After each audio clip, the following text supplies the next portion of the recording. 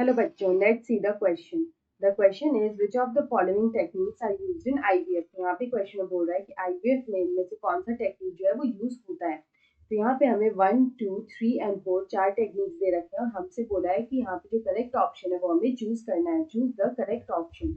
Option A is 1 and 3, option B is 3 and 4, option C is 2 and 3 and option D is 1, 2, 3 and 4। तो यहाँ पे अगर हम लोग देखें तो अगर हम लोग यहाँ पे आईवीएफ की बात करें तो आईवीएफ होता है in vitro fertilization. It is in vitro fertilization.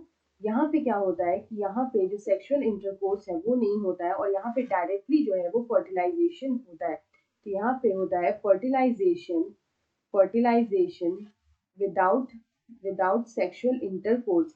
यहाँ पे जो सेक्सुअल इंटरकोर्स होता है उसको यहाँ पे उस प्रोसेस को यहाँ पे बाईपास कर दिया जाता है और यहाँ पे डायरेक्ट जो है वो फर्टिलाइजेशन का प्रोसेस होता है।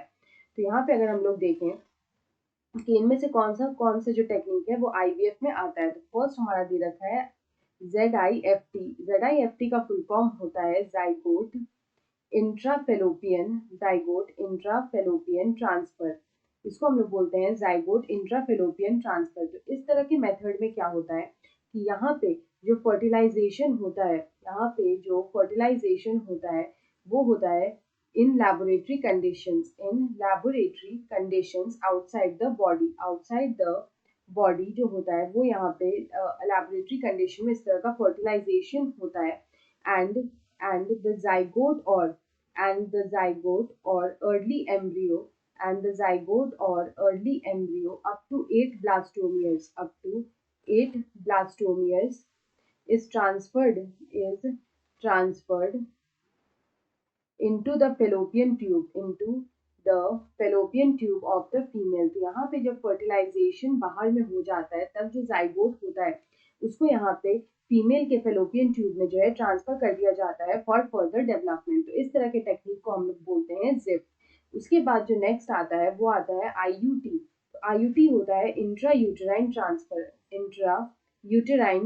तो इस तरह के केस में क्या होता है कि यहाँ पे जो होता है जाइगोट जो होता है वो होता है मोर देन 8 सेल्स जो होता है वो जाइगोट को यहाँ पे ट्रांसफर किया जाता है। तो वी कैन से दैट जो जाइगोट या जो एम्ब्रियो होता है हियर द जाइगोट और the embryo of more than 8 blastomeres जो होता है वो यहाँ पे ट्रांसफर किया जाता है। It is transferred into the uterus. उसको डायरेक्टली यहाँ पे यूट्रस ऑफ द फीमेल जो है उसमें यहाँ पे ट्रांसफर किया जाता है in the uterus of the female. उसके बाद जो हमारा थर्ड टेक्निक यहाँ पे दे रखा है वो है ICSI। तो यहाँ पे हम लोग देखते हैं कि ये ICSI जो होता है इसका यहाँ पे फुल फॉर्म क्या होता है। तो यहाँ पे अगर हम लोग ICSI की बात करें तो इसका फुल फॉर्म होता है इंट्रासाइटोप्लाज्मिक स्पर्म इंजेक्शन। इस मेथड में यहाँ पे क्या होता है तो ये भी यहाँ पे फर्टिलिटी को जो है वो ट्रीटमेंट एज अ इनफर्टिलिटी का यहाँ पे ट्रीटमेंट की तरह इसको यूज किया जाता है।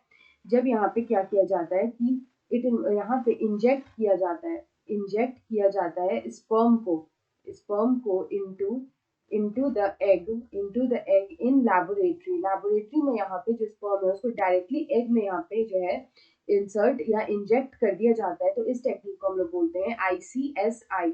उसके बाद अगर हम लोग यहाँ पे अपना लास्ट टेक्निक देखें तो उसमें लिखा है AI होता है artificial insemination. It is artificial insemination. ये जो आर्टिफिशियल इंसेमिनेशन है ये भी एक तरह का टेक्निक है टू ट्रीट इनफर्टिलिटी। इसमें क्या किया जाता है कि जो हस्बैंड होता है, जो डोनर होता है, उसका जो सीमेन होता है, यहाँ पे जो सीमेन होता है of the donor it is introduced into vagina. उसको यहाँ पे जो है वजाइना में इंट्रोड्यूस किया जाता है artificially. It is introduced into vagina और यूट्रस। उसको इंट्रोड्यूस किया जाता है डायरेक्टली इनटू वजाइना और the uterus of the female के यूट्रस या फिर वजाइना में उसको डायरेक्टली जो है वो इंसर्ट किया जाता है। तो इस तरह के टेक्निक को हम लोग बोलते हैं आर्टिफिशियल इंसेमिनेशन। तो यहाँ पे अगर हम लोग इस क्वेश्चन का करेक्ट आंसर देखें तो यहाँ पे जो इसका करेक्ट आंसर होगा वो हम लोग देख सकते हैं कि यहाँ पे हमें जितना भी टेक्निक दे रखा है वो सारा ही यहाँ पे आईवीएफ का टेक्निक है, which is in vitro fertilization. So option D में दे रखा है 1, 2, 3 एंड 4।